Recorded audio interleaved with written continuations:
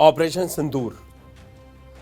भारतीय सेना ने आज पहलगाम का बदला ले लिया।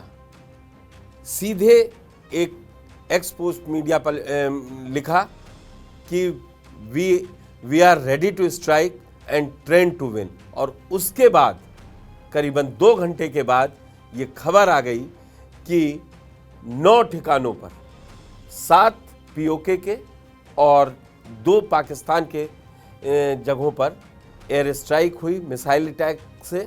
और उसके बाद ये एक तरीके से कहा जाए कि 15 दिन तक निष्क्रिय रहने वाले पाकिस्तान, जिसने कोई उस पहलगाम अटैक पर कोई कार्रवाई नहीं की, तो भारत ने वो बदला ले लिया। मेरे साथ आदित्य राज कौल जी हैं, उनसे जानेंगे कि क्या पूरा ऑपरेशन कैसे हुआ। खुद पीएम बता रहे हैं, ऑब्जर्व कर रहे थे, अजीत डोभाल उनको पल पल की जानकारी दे रहे थे। क्या है पूरी जानकारी लेते हैं। जी आदित्य जी, बहुत बड़ा एक हमला जो है भारत ने पाकिस्तान के आतंकवादी ठिकानों पे किया है। 9 ऐसी अलग अलग जगहें हैं जहां पर यह हमला हुआ है। 2 बावलपुर में, जो पंजाब पाकिस्तान में पड़ता है, उसके बाद मुरीद के, मुजफ्फराबाद, कोटली, गुलपुर, बीमबेर, चक अमरू और सियालकोट। तो खासकर पाकिस्तान ऑक्यूपाइड कश्मीर और पंजाब पाकिस्तान में ये हमले हुए हैं। ये लश्कर तोयबा और जैश ए मोहम्मद, जो पाकिस्तानी आतंकवादी संगठन है, इनके ठिकानों पे हुए हैं हमले। कई लोगों की मौतें हुई हैं, कई लोग इंजर्ड भी हैं। प्रधानमंत्री मोदी पल पल की जानकारी ले रहे थे, लाइव ये ऑपरेशन देख रहे थे। राष्ट्रीय सुरक्षा सलाहकार अजीत डोभाल पल पल की जानकारी ले रहे थे। इंडियन आर्मी, एयरफोर्स और नेवी के साथ कांटेक्ट में थे। अभी भी हमें जानकारियां मिल रही है कि कई लोगों की मृत्यु हुई है। लाहौर और सियालकोट के एयरपोर्ट अगले 48 घंटे के लिए बंद कर दिए गए हैं। इमीडिएटली इस अटैक के आधे घंटे बाद जो है राष्ट्रीय सुरक्षा सलाहकार अजीत डोभाल ने अपने जो है NSA अमेरिका के मार्को रूबियो, उनसे बातचीत की। उसके बाद जो है अलग अलग देशों के NSAs की बातचीत की। यूके हो गया, कतर हो गया, UAE हो गया, सऊदी अरबिया हो गया, रशिया से भी बातचीत हुई। इनको जानकारी दी गई कि कितना ज़रूरी था, अहम था भारत का यह हमला पाकिस्तान के आतंकवादी संगठनों के खिलाफ, कितना ज़रूरी था। और कई अटकलें भी लग रही थी कई दिनों से थे कि ये होगा। तो बहुत बड़ा प्रहार मुझे लगता है ये जो है पाकिस्तान के आतंकवादियों के खिलाफ रहा है अब तक का सबसे बड़ा, मैं कहूँगा। चाहे वो सर्जिकल स्ट्राइक हो, बालाकोट हो, लेकिन अब जो ये 9 ठिकानों पे हमला हुआ है, ऑपरेशन सिंदूर इसको नाम दिया गया था इस ऑपरेशन को, वो भी इसलिए क्योंकि सिंदूर उजाड़े गए। आपने देखा पहलगाम जो हमला हुआ साउथ कश्मीर में, उसमें 26 लोगों की मृत्यु हुई।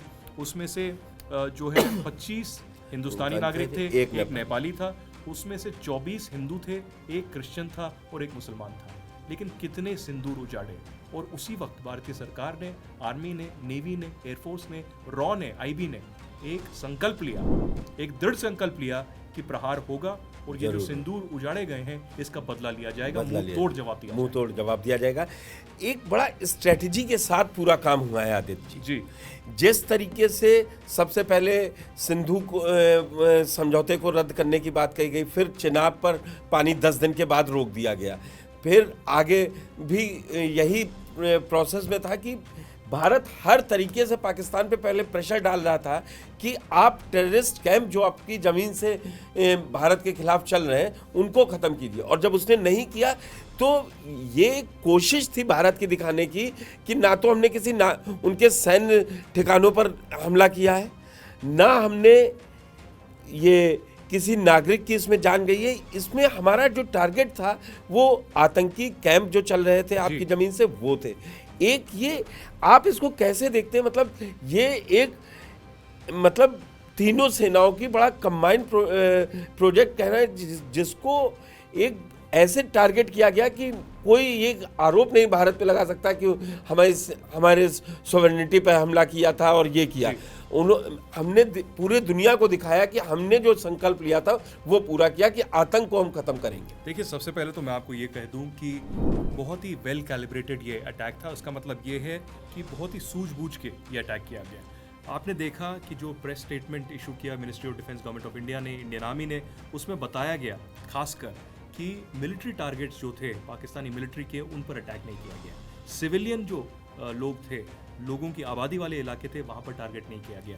पिन पॉइंटेड इंटेलिजेंस जिसकी थी कि जैश ए मोहम्मद और लश्कर तोयबा के आतंकवादी संगठन के जो जगहें थी, इंफ्रास्ट्रक्चर थे, उन पर यह प्रहार किया गया। तो ये इंडिया के तौर पे या फिर इंटरनेशनल टर्मिनोलॉजी पे कोई एस्केलेशन नहीं है, ये प्रहार है उन आतंकवादियों के खिलाफ जिन्होंने जम्मू कश्मीर पे, हिंदुस्तान की सरजमीन पे आतंकवादी हमले किए हैं। और आप देखिए पिछले 3 से 4 दशक में हिंदुस्तान ने कितनी बार पाकिस्तान को मौका दिया कि आप आतंकवादियों के खिलाफ जो है हमला करिए, एक दृढ़ संकल्प दिखाइए, लेकिन इंटरनेशनल कम्युनिटी के सामने पाकिस्तान पूरी तरीके से बेनकाब हुआ, चाहे वो पुलवामा हमला हो, पठानकोट हो, उरी हो, नगरोटा हो और अब पहलगाम हो, जिसमें पाकिस्तानी आतंकवादी शामिल थे, लश्कर तोयबा, जैश मोहम्मद, हिजबुल मुजाहिदीन, अल बदर, हर आतंकवादी जिसका पाकिस्तान आर्मी के साथ पूरा जुड़ाव था। और इस पहलगाम आतंकवादी हमले में तो ये स्पष्ट था कि लश्कर तोयबा, जैश मोहम्मद हैं, लेकिन ये आका जो है इन आतंकवादियों के वो पाकिस्तान आर्मी है और आसिम मुनीर है। आसिम मुनीर की वो स्पीच जिसका आप जिक्र कर रहे हैं कि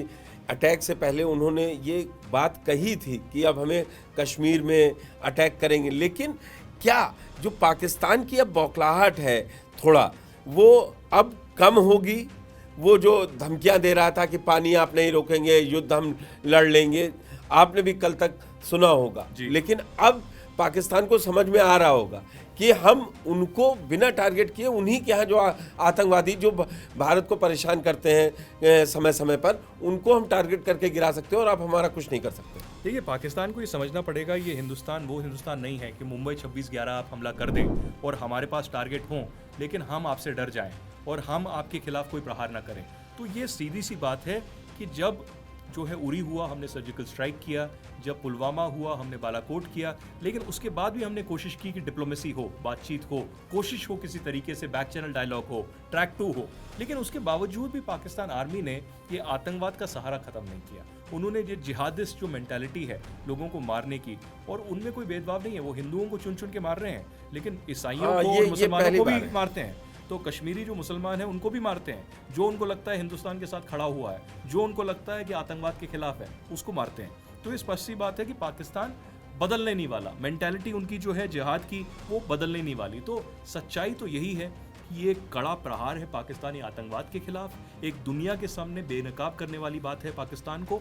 और कल तो और वीडियो सामने आएंगे जितने आतंकवादी ये मारे गए हैं, और एक प्रोपेगेंडा भी पाकिस्तान करेगा कि सिविलियंस पे अटैक किया गया और अस्पताल के दृश्य दिखाएगा। हॉस्पिटल के उन्होंने पहले भी 1-2 विजुअल दिए हैं कि जबकि अभी वो पुष्टि नहीं है कि वो कहाँ के कब के हैं क्या है, क्योंकि सोशल मीडिया पे तो बहुत सारी चीज़ें चलती हैं, लेकिन एक तरीके से इंटरनेशनल लेवल पे भी आदित्य जी भारत ने अलग छाप छोड़ी है।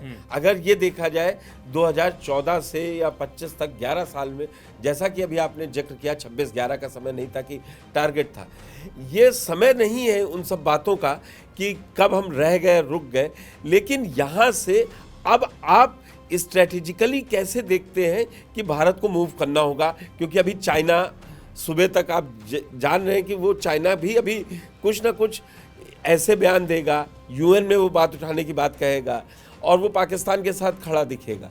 देखिए, लिमिटेड कॉन्फ्रंटेशन तो होगा, लिमिटेड कॉन्फ्रंटेशन ऑलरेडी हो रहा है। कुछ खबरें हमारे पास भी आ रही हैं कि हमारे ऊपर हमला हुआ है। हमारे पास क्योंकि आधिकारिक सूत्रों से मुझे नहीं पता, तो इसलिए मैं ये टीवी पर नहीं बता रहा, लेकिन हमला पाकिस्तान ने भी अभी किया है भारत के खिलाफ इमीडिएटली, और उसमें कुछ क्षति भी पहुंची है, कुछ सिविलियंस की भी मौतें हुई हैं मेंढर सेक्टर में, और इसके अलावा भी कुछ इंफ्रास्ट्रक्चर पे उन्होंने टारगेट किया है, खासकर इंडियन एयरफोर्स और इंडियन आर्मी पे। उसकी डिटेल सुबह तक आधिकारिक रूप से आएंगी, तब हम लोगों को बता पाएंगे। लेकिन अभी बॉर्डर पर एक जो है कॉन्फ्रंटेशन चल रहा है, बॉर्डर गर्म है, अभी आर्टिलरी फायर हो रहा है, जिसका मतलब है एकदम पीक जो है फायरिंग का वो पहुंच गया है। स्मॉल आर्म्स फायर जो पिछले 12-13 दिन से चल रहा था वो नहीं हो रहा। आर्टिलरी फायर मतलब कि बहुत जो बड़ी तोपें हैं वो खोल दी गई हैं, और उसके बाद जो सिविलियन एरियाज हैं, पहले सिर्फ आर्मी तक ये सीमित था, अब सिविलियंस को भी टारगेट किया जा रहा है। तभी आपने देखा पिछले कई दिनों में हम बंकर्स भी बना रहे थे, क्योंकि ऐसा कुछ हो सकता है वहाँ पर, नौशेरा हो, मेंढर हो, पुंछ हो, रजौरी हो, वो तो है, बारामूला भी है उसमें। तो उसमें जो है लोगों पर सिविलियंस पे टारगेट कर रहा है अभी। उसमें एक सिख महिला है, उसकी भी मृत्यु हुई है। तो आप देख रहे हैं कि सिविलियंस पे टारगेट पाकिस्तान कर रहा है, ये इनकी मंशा हमेशा से रही है। और अब तो ये भी नहीं है कि इसमें कोई पाकिस्तान ऑक्युपाइड कश्मीर में जो आतंकी कैंप है वहाँ से, ये तो सीधे सीधे जो पाकिस्तान की सेना की तरफ से रिटेलिएट किया गया है। इसको अभी आप क्या देख रहे हैं, ये 1-2 दिन और अभी भारत ऑपरेशन करेगा बिल्कुल पिन पॉइंटेड, या जैसे ऑपरेशन सिंदूर को खुद कह रहे हैं, इंडियन आर्मी की तरफ से कहा गया ये सक्सेसफुल रहा है, हमने वो कर दिया है, लेकिन अभी तो आगे हमें तैयार रहना पड़ेगा ना। तैयार हमेशा से रहे हैं, आर्मी भी, नेवी भी, एयरफोर्स भी, इंटेलिजेंस एजेंसीज भी, JNK पुलिस भी, और मुस्तैदी से जो है सामना करेंगे। मैं आपको बता दूं कि मैं घंटे या दिन तो नहीं बता सकता, लेकिन मैं ये जरूर कहूंगा कि कॉन्फ्रंटेशन एक लिमिटेड वे में होगा। पाकिस्तान जवाब देगा, उसका हिंदुस्तान भी जवाब देगा, लेकिन दे ही रहे हैं हम लोग इसका को। जो एक अग्रीमेंट होगा बंद करने का, वो तभी होगा जब इंटरनेशनल प्रेशर पड़ेगा पाकिस्तान पे। अमेरिका खासकर, रशिया खासकर, सऊदी, UAE खासकर इसमें भूमिका निभा सकता है, मीडिएशन कर सकता है और पाकिस्तान को समझाने की कोशिश कर सकता है कि आप ये आतंकवादी अपना जो हिसाब किताब है बंद करिए। अगर आप ये बंद नहीं करेंगे तो आपको एक कड़ा मुकाबला करना पड़ेगा। और ये सिंदूर की ही बात नहीं है, ये ऑपरेशन सिंदूर आगे भी बढ़ सकता है। हम वही आपको जवाब मिलेगा, क्योंकि और भी टारगेट जो है वहाँ पर सील किए हुए हैं। और इमीडिएटली पाकिस्तान ने पिछले एक हफ्ते में कोशिश की कि पाकिस्तान एयरफोर्स की फ्लाइट्स में लोगों को, जो आतंकवादी हैं, उनको निकाला जाए, लेकिन अभी भी वो हेडक्वार्टर्स वहीं हैं, लोग वहीं पर हैं। तो आगे भी टारगेट हो सकता है। ये पाकिस्तान के रिस्पॉन्स पर अब डिपेंड करता है कि अब पाकिस्तान अब थमता है अपनी आतंकवादी हरकतों से, करतूतों से, या पाकिस्तान जो फिर से वही करता है। मैं पर्सनली बिल्कुल आपकी राय जानना चाह रहा हूँ, आपको लगता है पाकिस्तान सुधरने वाला है? क्योंकि अभी तक तो कभी उसने, ऐसा नहीं है कि ये पहली बार, अभी आपने सारे गिनाए, चाहे बालाकोट हो, सब, कभी भी पाकिस्तान सुधरता नहीं है। देखिए, आप हिंदुस्तान का छोड़ दीजिए, पाकिस्तान के स्कूल के बच्चे से भी अगर आप पूछें कि पाकिस्तान सुधरेगा, तो नहीं सुधरेगा। पाकिस्तान के सिविलियंस को ये पता है, क्योंकि आसिम मुनीर को वो एक गुंडे की तरह देखते हैं। आसिम मुनीर को एक इस्लामी कट्टरपंथी के तौर पे देखते हैं। वो सिर्फ आर्मी चीफ नहीं है, वो मुखौटा है आर्मी चीफ का, लेकिन वो एक इस्लामी कट्टरपंथी है। उसमें हाफिज सईद में, उसमें मौलाना मसूद अजहर में कोई अंतर नहीं है। तो आसिम मुनीर खुद जो है एक बहुत बड़े आतंकवादी संगठन का चीफ है, और उस आतंकवादी संगठन का नाम है पाकिस्तान आर्मी। तो ये हमें समझना पड़ेगा। हम बार बार लश्कर तोयबा और जैश मोहम्मद बोलते हैं, लेकिन वो जो है प्रॉक्सी ग्रुप्स हैं, वो वही करते हैं जो पाकिस्तान आर्मी उन्हें कहती है या ISI उन्हें कहती है। वो सामने नहीं आते, वो उनका एक तरीके से कहा जाए उनके पपेट्स हैं कि ये कराओ जाके, और पाकिस्तान से पूरी वो प्रोवाइड करवा देती है पाकिस्तान आर्मी, और वो भारत में आके छुटपुट घटनाएं करके परेशान करना चाहते हैं। लेकिन मैं तो आपको ये भी बता दूं, लेकिन क्या आप एक मंजूर पश्तीन करके हैं, बहुत बड़े पश्तून नेता हैं, पश्तून तहफ़्फ़ुज़ मूवमेंट चलाते हैं।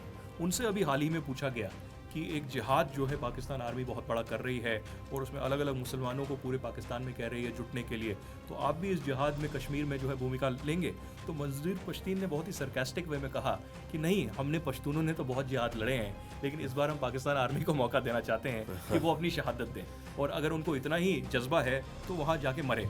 तो सच्चाई तो ये है, ना पश्तून, ना बलोच, ना पंजाबी, ना कश्मीरी, कोई भी पाकिस्तान आर्मी के साथ नहीं खड़ा हुआ। अगर उनको मौका मिले, वो पाकिस्तान की आज़ादी पाकिस्तान आर्मी से मांगेंगे।